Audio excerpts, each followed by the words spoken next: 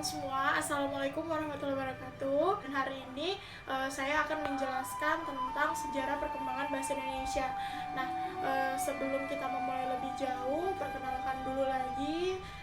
Saya adalah seorang mahasiswa di Universitas Balikpapan dengan nama Adi Anggraini, NPM 1940224888. Saya mengucapkan terima kasih kepada Pak Solihuddin Hanam selaku dosen mata kuliah Bahasa Indonesia telah memberikan kesempatannya untuk saya dapat menjelaskan tentang sejarah perkembangan bahasa Indonesia.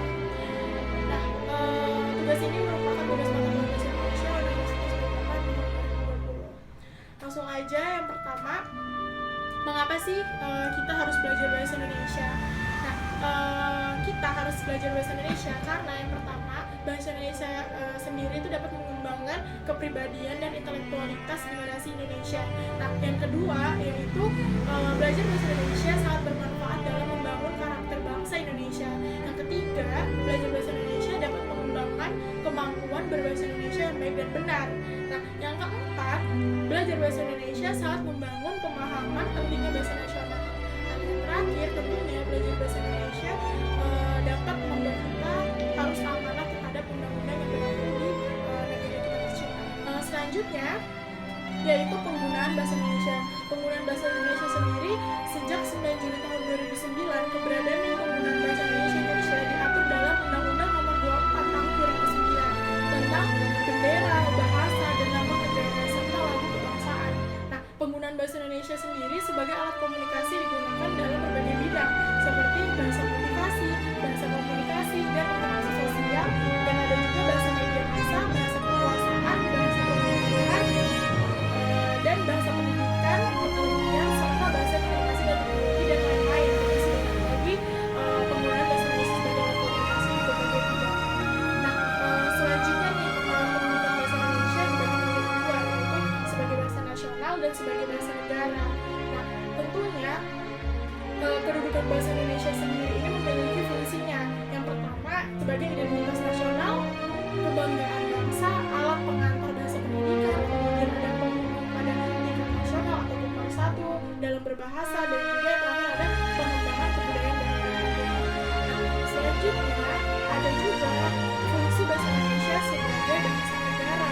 Yang pertama, sebagai bahasa resmi kenegaraan, yang kedua alat pengantar bidang pendidikan, yang ketiga alat pengantar bahasa pendidikan, yang keempat penghubung pada tingkat nasional bidang pemerintahan, dan yang terakhir tentunya fungsi dari bahasa Indonesia sebagai bahasa negara yaitu pengembangan kebudayaan, ilmu, dan teknologi.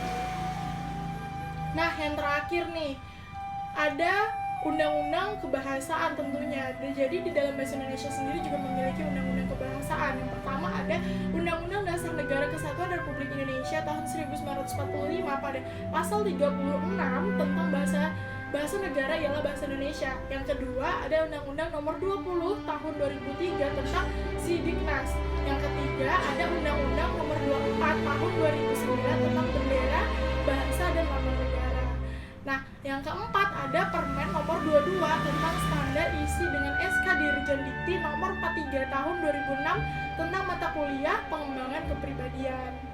Nah, yang kelima ada Permendikbud Nomor 50 tahun 2015 tentang pedoman umum ejaan bahasa Indonesia.